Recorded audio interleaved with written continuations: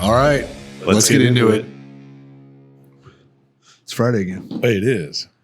And this time we'll actually be home to celebrate the Friday. So, yeah, we missed a lot of Fridays so far this year. Anyways, welcome to another episode of the Warfighter Tobacco Podcast. That is Scott. I am John. And we are here to share information, knowledge, and stories about cigars and cigar-related things. And veteran stuff. And just general shit in general. But we just got back from PCA, Premium Cigar Association's trade show out in Vegas, which just happened last week. Yeah. This past weekend. And it's a yearly event. And PCA puts it on as a way to generate some funds for them to help fight against government regulations and state regulations to advocate for the industry.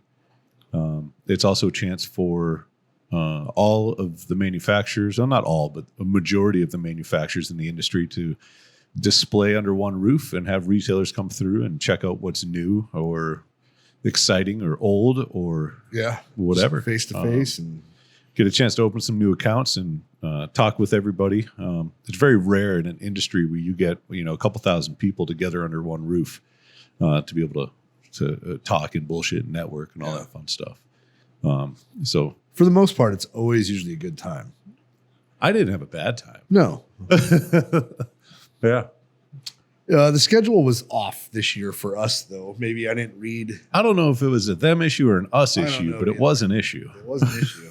Because I looked at the dates. The show was from Friday to Monday. Every other year, it's been a half day, the last day. Yeah. So for example, it would have been Friday is a full day, the first day of the show. Saturday's a full day, Sunday's a full day, and then Monday would be, like 9 to noon. Yeah. And then we start breaking down at noon. Well, this year they changed it. And so we booked our tickets from Thursday to Monday. Yep. So we could set up Thursday and then be ready to go Friday morning, and then the show got over at noon. We could break down and be back on the plane that night. On Monday, yep. Yeah, but that's not the schedule that is actually... Yeah, that's not what happened. That's not what happened. So we got there. The show started... The actual trade show started Saturday morning. Friday evening, they had the party. The welcome party or whatever. And then Monday, they had a full day till 5. Yeah, so it's like they skipped, they cut the half day and they bumped everything to the right. Yeah. So we had our flights booked for 7:30. So we had to cut out a little early on Monday, but it's all right. Monday was pretty dead anyway. But usually when me and you go to Vegas, the first night's kind of a shit show. And it was we didn't break tradition. We did not break tradition. The only difference was we didn't have to get up early and be at the trade show. It was so nice. Yeah. Yeah, we ended up going out. We hung out where everyone kind of, I don't know, typically hangs out, if you want to call it that. There's a cigar lounge in Resorts World called 8 that, depending on who you talk to, it's either pretty nice or it's a horrible place. Yeah. Visually, it's beautiful. Yeah. The bar is awesome. Their selection's great. The chairs, the ambiance, everything, except when it gets busy in there, they crank the music up and you can barely talk. Yeah. Which isn't a cigar. Yeah. Even on the back patio, it's like we all want to be there to, the whole industry's together to talk. Yeah. None of us are there to dance. Yeah. Turn the fucking music down. You can have it on, but we're not in a club. Just turn it the fuck down. Yeah. Yeah. That is annoying as shit. Drinks are super expensive. Crazy expensive. But anyway, the one gripe I have about the show, not the only one, but one gripe I have about the show is that this year was at the convention center. Yeah. And so you had people at the Westgate, you had people at Sahara, you had people at Resorts World. And no collective one place for everybody to hang out. And it used to be, it was at the Cast Bar at Sahara. Yeah.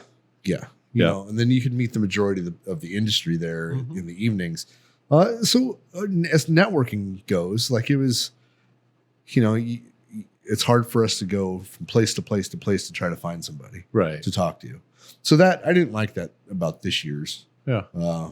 Maybe for next year, we need to organize like an unofficial hangout, PCA after hours hangout. Yeah. You know what I mean? Like there's no cover. There's nothing special about it, but this is where everyone's going to be. Yeah. You know? Like, yeah. No. So, but other than that, the show was a little bit slower than I was hoping for this year. I don't know if that was just us or everybody as a whole. Right.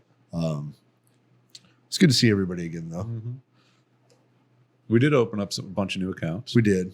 So those will be cigars already been shipped out for those people. They will be getting featured on our dealer locator on the website. And then, we'll trickle out, featuring them over the next, few months. Yeah. So that way we're not just cramming it down all of our followers' throats. Yeah. But no, it was a good time. Had some really fun conversations. Met some new people. Big shout out to Manolo and Serge. I guarantee you they're not listening to this, but they're out of they live in Mexico City. And Manolo is the master blender for Casa 1910, and he's a big tequila guy as well. So we had some hours and hours of conversations with him. Yeah. And I got to try the only Jose Cuervo tequila that I enjoy. And I think it was called Especial or something like that. I can't remember. Yeah. But looking at it, it doesn't look like Jose Cuervo. And there's one little label on the bottle. Is all. Yeah. But that was delicious. Yeah. PCA was set up a little weird this year. The way the aisles were and where people were. Yeah. It was the layout was interesting. I think it'll be weird next year too. In New Orleans. Yeah. First time there. So we'll see. There are rumors going around saying that we can't smoke on the trade show floor in New Orleans. I don't know if that's true. I don't know either. I hope not. That's a very bad idea if it is. Yeah. Yeah. I don't know what else did we do in Vegas. So the first night we were out there, we drank. I don't think we called it quits until about 4 a.m. Yeah. Yeah. And then the next day, I think we started cooking breakfast about 11 a.m. Yeah. Which was nice. And then we went to the opening party on Friday night. I think that started at 5. Yep. All bright-eyed and bushy-tailed. And then hung out there. I don't really know what we did. We didn't really drink much the rest of the whole trip we were out there. No. We hung out a little bit, but other than that, it was no big late night. We would make an attempt to go out and find people. Yeah. There would be none. And or they were all over the place. Yeah. So instead of skipping all over Vegas, we decided to go back to our Airbnb, which worked out to be pretty nice. And the show didn't end until 6. Yeah, which means that most people are getting dinner between 7 and 8, which means they don't get done until 10. Yeah. And half of them are like, fucking go to bed at 7 o'clock. Yeah. Like, let the show get over at 3:30 or 4, like we don't need that many hours a day. Like make it more enjoyable, I think. I don't know. Yeah. Maybe I'm wrong, but maybe some people do need that many hours. I don't know. It just felt weird to me. Mm-hmm. Long days. Right. But it's still fun. It's always fun. Yeah. I'm trying to think of nothing's really standing out like crazy about this Vegas trip for me. Yeah. There's no crazy, like, oh my God, I can't believe this happened. Right. Yeah. No midget fights. Yeah. No non-midget fights. I know. I was hoping so. Yeah. Justin, anything from the listeners? Yeah, boys, we got a couple questions. The first one is from Philip Smith. He wants to know, ash on cigars, flick the ash off or let it fall off? What's this about in the cigar world? So my advice for ashing cigars is the best place to ash is in your lap. I totally disagree. So I think that everybody does their own personal little contest to see how long they can get the ash, right? Yeah. And the ash actually works as like an insulator, so it keeps your flame burning correctly most of the time. I think if you knock all your ash completely off all the time, you might get more issues. I don't know, maybe not. So the way I look at the ash in a cigar, the why I say the best place to ash is in your lap is so you don't damage your cigar by trying to ash it like a cigarette.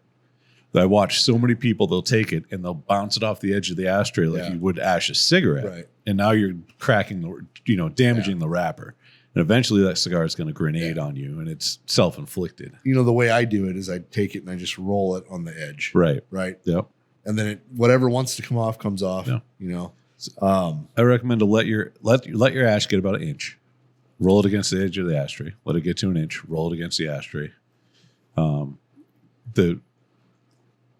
The good thing is your ash is going to stay on there until it falls. And it's going to fall for a couple of reasons. One, you bump it against something. Right. And that's really about it. Like, if you quit having it fall on its own without you doing anything to it is very rare. Yeah. If you're just holding the cigar here and you're smoking it and you're not waving it around and moving it, doing all this stuff, that ash isn't going anywhere. Now, I've noticed, though, if you quit smoking, like say you have an inch long ash and you quit smoking for a minute. Yeah. And then you start again, like that's kind of a weak point where it got cool, I think. And if your cigar goes out, you have to kick the ash off. Yeah. You're not going to light through it. I don't like smoking through a bunch of ash. Yeah. I feel like it's, you're getting more of that flavor than you are of the cigar at that point. But it's all personal preference. There's no wrong way to do it. Like, I keep an eye on my ash. And I've smoked enough cigars at this point in my life that just by looking at it, I can tell if it's going to fall off or not. Well, you had a good picture in Vegas. And that's where I was going with this. And so I was smoking one of our Victory cigars, and I got, I don't know, 2 inches, maybe a little more, 2.5 inches of ash. And we were walking around the casino floor. It wasn't like I was sitting in a like closed off room with no air movement and no people, and I'm standing there holding the cigar one specific way the whole time. We're walking around and bullshitting and talking. I got a drink in my other hand, and so I noticed that I got about an inch of ash on that cigar. And sometimes what I'll do is I'll tap right where the band is, not the actual wrapper, just the band. I'll give it a little tap. If the cigar falls or the ash falls, cool. If it doesn't at all, doesn't create a line like a break or anything, and I'm like, oh, okay, that's going to hang out there for a minute. So I did that, and it didn't do anything. And I'm like, oh shit, okay, whatever. I'm going to just smoke this, see what happens. Now, when you're walking around Vegas like that, like there's ashtrays and stuff, but if your ash falls off your cigar, nobody really cares. Yeah. Like I'm not trying to do it, but if it just happens to fall off, like it is what it is. So we talked to some other people, whatever. Next thing you know, I look down and my ash is like 2.5 inches long. And so I do the same thing. Over the ashtray, just tap the band. Nothing happened. I'm like, And I'm like, I think I can make this. I saw a picture of this once, and I think I can make it happen with this cigar. So I told Eric, get your phone out. And he's like, what? I'm like, just get your phone out. Take a picture of this. He's like, okay. So I pinch the ash with 2 fingers, and I hold it, and I let go of holding the cigar. So the only thing holding the cigar up is where I'm pinching the ash, and the cigar is upside down. And the cigar did not fall. The ash did not break off of that cigar. And so Eric took a video. And it wasn't the last little bit of the cigar. I had half the cigar left. And so I did it once. Eric took pictures, and then you walked up, and you're like, and Eric's like, oh, look at this. Look what he just did. And you were just like, what the fuck? And so I took the cigar again, pinched the ash, and I let go on the bottom, and it stayed again. And I'm like, well, fucking A. Yeah. That does not happen on every cigar. That is very, very good quality construction that allows that to happen. Good quality tobacco as well. But I should have did for like Cigar Olympics or something. Right. That should be a new event. I saw y'all posted that way y'all were in Vegas, and I was like, how did he do that? It's not like, oh, you got a piece of metal in there or something. I'm like, no, man, this thing's just cool. I was looking, I was like, is there like tape or something anywhere? And then I was like, wow, that's fucking cool. Yeah.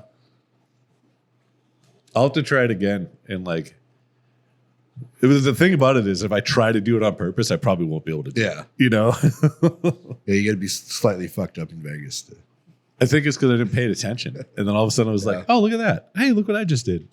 I don't think I drank that night, though. Well, maybe. I don't know. Or maybe I did. Well, who knows? Yeah. Mm-hmm. What was the question? Ashing your cigar. Oh, yeah. Give it an inch, roll it out inside of the ashtray. Just like this. Yep. Boom. That's it. I know personally the only time I'm real like strict on when I ash is when I'm driving, and just so I'm not like dropping anything in my lap and in the truck and like burning anything. That's when I'm like, all right, like I'll take a few puffs and I keep an eye on it and then I ash it because that's one of the worst. I can fucking ash everywhere. Well, because I'm paying attention to driving. You know what I mean? Next thing I know, I'm like, shit. For me, when I take a drag, it's pretty easy to look at it. Yeah. Oh, that's when I notice, and when I notice, it falls. That's true. One of my other favorite things, though, is whenever we go on these hunting trips, and you get the guy that's newer to cigars, and we're all hanging out by the fire, and they light their cigar, and then we all start talking, and they lose track, and you can watch them just take a drag, and that ash whoop, right into their lap, and they freak out. They think it's super hot, and then they realize, oh no, I'm good. But now, when you ash on yourself, there is parts of that ash that is hot and will burn through. Yeah. Whatever. All of my clothes have holes in them. Yep. Yeah, it will definitely burn through your clothes. So be careful. I used to ash on my drink a lot.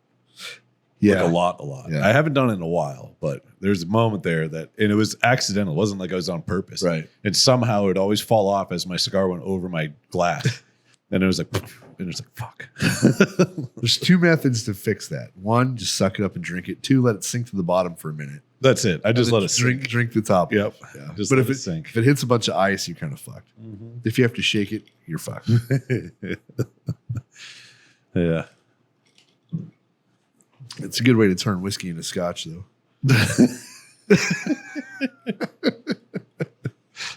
You boys ready for the second question? Yep. Mm-hmm. All right, this one's from Joshua Workman. He says, I love smoking cigars, but I don't smoke often enough to know if it's a good or if it's a bad cigar or not. Any taste notes to identify if it's a bad cigar? Well, I'm going to make fun of you just a little bit. If you enjoy it, it's a good cigar. If you did not enjoy it, it's a bad cigar for you. And I don't know. So there's like if it's based strictly on tasting notes, right? But there's certain flavors that will give you information about the cigar. But I wouldn't really say if it means it's bad or good. Yeah. Like there's certain like tasting notes that are like, oh wow, this cigar's young. Yeah. Oh, that's true. You know what I mean? It doesn't mean it's a bad cigar. It just needs some more age. Well, it's bad right then. Well, if there's it's subjective though. You know, like across the board, you can't just be like, oh, that's a bad cigar. Right. Because you let it sit for 6-8 months, it might be a phenomenal, you know. So what John's referring to is once you roll a cigar, it takes like 30 to 60 to 90 days to age again. It starts to re-ferment. And so if you're off gassing all well, it's fermenting, it's rotting again. Yeah, but because you're getting rid of they have to spray the tobacco with water and make it pliable to roll it. Otherwise it'll all crack. But you're off gassing the ammonia. Yeah. There we go. Yeah. I couldn't think of the word. So it'll taste like ammonia, which some people who don't really know don't know enough yet thinks ammonia is like a strong cigar, or they think it is a bold cigar. It's not necessarily. I mean, it's just ammonia. It's just a young cigar. Yeah, I mean, it doesn't do anything to you. It's not. No, it's not bad per it se. It tastes like ammonia. And ammonia. Yeah, and if you don't know what that is, because I know what it is. I know what it tastes like in a cigar, so I don't even know how to explain what it would be to someone. Well, like that's like, what does broccoli taste like? Yeah. How do you explain that? Oh, it tastes like broccoli. Well, when the tobacco bales are aging in a polone, they're putting off a ton of ammonia, and that shit is strong, and it's not good. So when you get a faint hint of it smoking a cigar, I mean, I don't know. Once you know what it is, you know what it is. Yeah. But Yeah. But as far as like regular flavors, I mean, if you like it, then it's a good cigar. You know, you can have the cheapest, fakest Cuban, and if you enjoy it, it's a good cigar. Oh, exactly. Like, I mean, I know personally a shitload of people that are like backwoods cigars are trash. Well, if they're that bad, why do they sell hundreds of millions of dollars worth of them every year? Right. You know, like it's kind of subjective, you know? Same thing with acids or, you know, whatever. Right? Yeah. Any of the flavored infused cigars, like I will tell you that they're all bad. That's my personal opinion on it. Yeah. You know, somebody else could be like, "Oh, these are the best cigars in the world. This is the only thing I smoke." Yeah, cool, man. Okay, I think I actually had this almost exact conversation with y'all before I even worked here. I was going on a trip to Florida, and I asked y'all about like cigars there, and they were like, "So they're gonna say they have Cuban cigars." Yeah. They're not, but that doesn't mean you shouldn't buy them. Right. They might still be a good cigar. Just buy it knowing like it wasn't probably from Cuba. Like if you're walking into one of these shops, especially if you're in Florida, like in Ybor City or parts of Miami or whatever, and you go into the shop and they're hand rolling there in the shop, buy one of those. Go try them. Yes. Because it's their blend. Yeah. It could be horrible. It could be absolutely phenomenal. Usually, though, a fresh rolled cigar, if you smoke it within 12 hours of it being freshly rolled, they're usually delicious. Mm-hmm. If you wait longer than 12 hours, though, then you got to wait 30 days. Yeah, because you get that ammonia. Yeah, you know. So that was one thing I was bummed I didn't get to do. That's like the next thing on my cigar bucket list is smoke like a freshly rolled cigar. Oh yeah. Like I want to try that out just to see how different it is. But like when we go to the factory, like grabbing one right off the rolling table, like that's usually a really good cigar. It doesn't really matter what it is. Doesn't. It's just all the flavors are popping, and it's a good cigar. It's one of the hard things about blending sometimes, though, is because you're grabbing that cigar right as it's rolled, and you're smoking, and then you're looking for flavor profiles and things out of that. And you think you got it nailed down, and then you let it age, and you do it again, and you're like, "Oh, this isn't." This is almost. We still have some of the best barber poles we ever rolled the day of rolling, and that are the worst ones I've ever smoked afterwards. That are the worst cigars I've ever smoked afterwards. Yeah. So yeah. So I mean, you know, the only thing I would say is a bad cigar is if it's got ammonia, and it's just. That particular cigar is bad at that particular time. If you buy a box, just let them sit for the downfall though is if you light a cigar and you start noticing that, there's nothing you can do. You either put it out or you continue smoking it. Yeah. You can't like, I'm going to cut just a little bit off and I'm going to let it age and then I'll come back to it. Don't do that. Yeah, let's talk about that because I've seen that happen where people will be like, I'm just going to smoke like an inch and then I'm going to cut it off and put it in my humidor. Oh, you fucked up all your cigars. Yeah. You know, like. So my personal rule of thumb for this, right? If I'm going to stop smoking a cigar to smoke it later, I need to smoke it within 12 hours of me putting that cigar down. Yeah. So like say I'll light it in the morning. Oh my gosh, shit. I get something going on where I can't smoke this.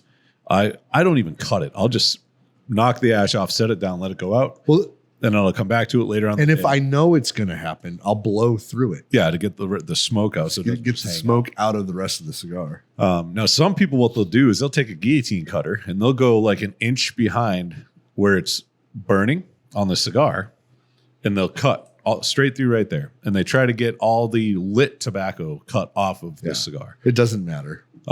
You still have all the stuff that you smoked through. Yeah, that's changing. I don't know why it's so bad. But if you do that and you put your cigar in something and you go back to it in an hour or two or a day or two, it's fucking trash. It smells like you open that bag and it just smells like an ashtray. Yeah, it's bad. So I wouldn't recommend it. I mean, if you have to put a cigar down, try to get back to it and smoke it as soon as possible. If you can't, you kind of just got to cut your losses with it. You know, like I mean, I'm not saying don't try it. Yeah. Try it for yourself. You'll figure out real quick. You'll be like, okay, I see what they're saying. You know. Then when you relight a cigar, you got to make sure you get all the ash off, or as most of it as you can. And you don't want to get it crazy hot. My best way to relight a cigar is with a soft flame. Yeah. Because it spreads the heat out. It's a lower temp heat. One thing that happens to me when I do like really harsh relights, like if I'm driving and it goes out and I got to relight it, and I just have a regular double, triple flame in my truck, and I just put it in my mouth and I light it as I'm driving, because I'm dangerous like that. And then I start smoking. I might get a half inch into that cigar and I start getting the hiccups. Yeah, me too. I don't know. And I don't know why. I don't know why. But it's the only time I do it from smoking a cigar is on a really hot relight, a harsh relight. Why is that? That one I can't figure out because the same thing happens to me. I know. It's so weird. Yeah. I don't get it. If anybody out there knows why I get the hiccups after a harsh relight, please let me know. Yeah. Or even a really, really bold cigar will do that too. I haven't had that happen in a very, very long. It's been probably 5 or 6 years. But it's usually on the relight. Like it's on the. I mean, on the relight. Fuck, I had that happen last week.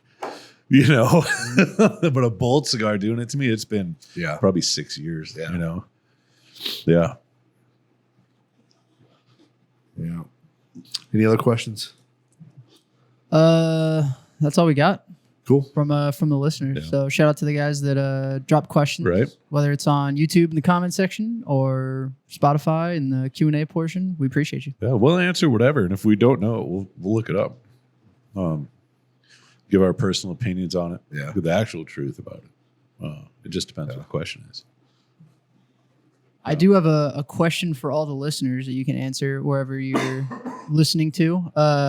Drop in the comments what your favorite Warfighter cigar is and what the one you haven't tried yet. What's the next one on your list that you want to try? I'm smoking a 50 Field Maduro in the Toro size today. And it's delicious. I got the night shift, and I got a little bit of the Vegas crud, I think. So mine is I'm smoking to smoke. I'm not really enjoying it. So if you get sick, I'm making you take a COVID test this time. I don't have COVID, I don't think. Oh, either way. If I come in tomorrow and you're like sick, I'm bringing in a COVID test. Well, Dave said he had the sniffles right before we left. So I don't know if it's allergies or what. Yeah. But it's like, cause I know you technically haven't had COVID yet. Never. Never tested positive. Mm-hmm. But yeah, I mean, this is the third time to Vegas this year, so I was due to get ill one of these times, I suppose. So I've knock on wood, I've successfully made 3 trips this year. Yeah. And so far, I mean, we've only been back, what? Well, fuck, it's not been almost 48 hours or more. Yeah. And I'm still, like I said, knock on wood, I'm not sick yet. Yeah. Well, it only took 10 years of Vegas trade shows for my immune system to work. It's like going to Iraq for a year or two. It's not too far off. Yeah, I didn't get sick for like years after that. No. I got influenza B a couple of years ago. I don't know the difference. I think last year. It's like the weak flu. You got it last year with the whole COVID shit? Yeah. That's fucking miracle. And well, the funny part was when I went to go get meds, because I mean it still sucked, but when I went to go get meds, I go to the urgent care and they're like, "Oh, well, we need to give you a COVID test." I'm like, "It's not COVID." And they're like, "Well, how do you know?" And I'm like, "Well, because I was very close to somebody that had the flu." Yeah. And it was influenza B, and they have paperwork saying so and meds, and I just need that. Yeah. And they're like, "Okay, well, we're going to run you through all these tests anyways." And I'm like, "No, I don't want to pay for them. Just give me a test for influenza B. That's it. That's all you got to do." And then finally they convinced them and they did. And then they're like, "Oh, okay." I'm like, "I told you. Yeah. Like, I don't need to pay for all the rest of your bullshit." Yeah. Well, how are we going to get that COVID stipend? Yeah. Yeah. Yeah. Looks like we might have a freight. Oh, we got a trade show booth coming back. Oh, yeah. Yay. Yep. I got some cigars from other companies that we do some tradesies. I know. There. We got some other products too. We're going to play around and test out. Yeah, we did meet one really cool dude, Rob Dietrich. Yeah, he's the master blender for Metallica's the blackened, and then their cigars that they do through Drew Estates. Yeah. So hung out with him for a little bit. Yeah. Great conversation. 10th Mountain guy was in Mogadishu. Which is really cool because that's the first 10th Mountain guy that I've met. Those boots on the ground over there for that. Yeah. Yeah, he was cool. So, but he gave us one of their new cigar, which is a shade.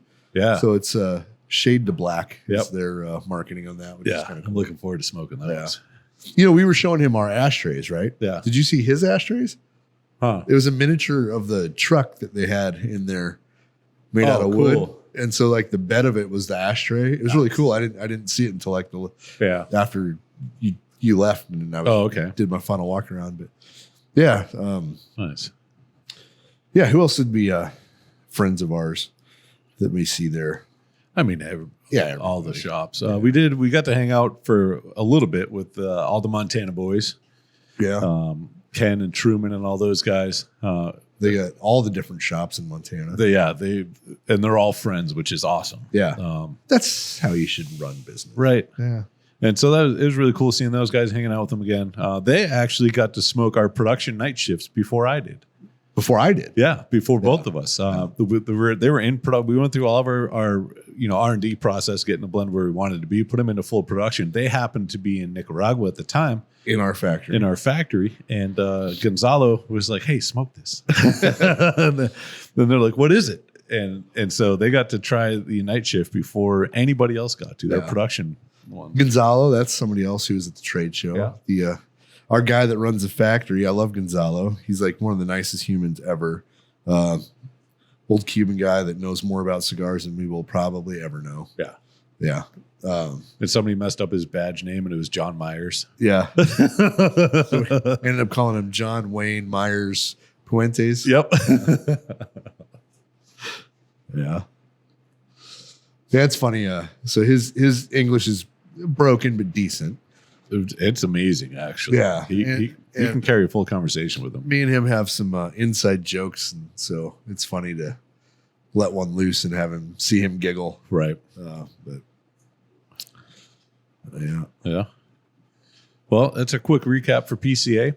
Answered a few questions, and now we actually have to get back to work because we just had some freight get dropped off. Yeah.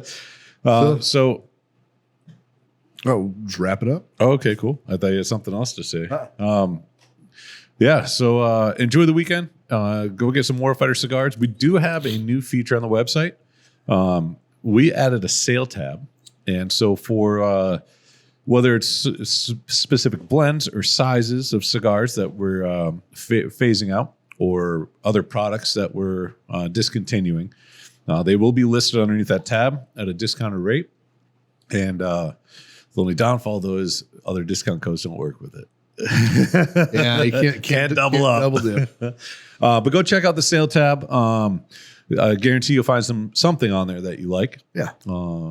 And so, for example, we're getting rid of our double Corona size. Yeah. It's just not been a great seller, but all of the blends are available in double Corona. Yep. And so they're all available on the website for, what is it, 20% off or something? I don't even know. It's something on like that. Yeah. So, yeah, if you want a longer cigar that's probably got the most age. It's the same as a Toro, just 1 inch longer. Yep.